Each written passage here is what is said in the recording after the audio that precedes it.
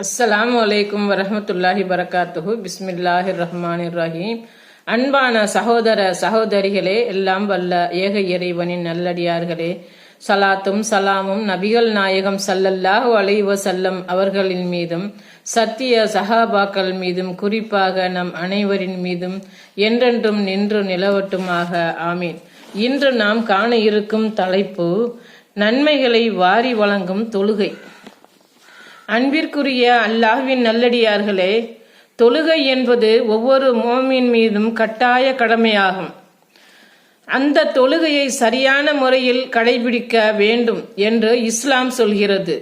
தொழுவதன் மூலம் இறைவன் வழங்கும் நன்மைகளை பற்றி பார்ப்போம். நன்மைகளை வாரி வழங்கும் தொழுகை இஸ்லாமிய ஐம்பெரும் கடமைகளில் மிக முக்கியமான ஒரு கடமை தொழுகையாகும்.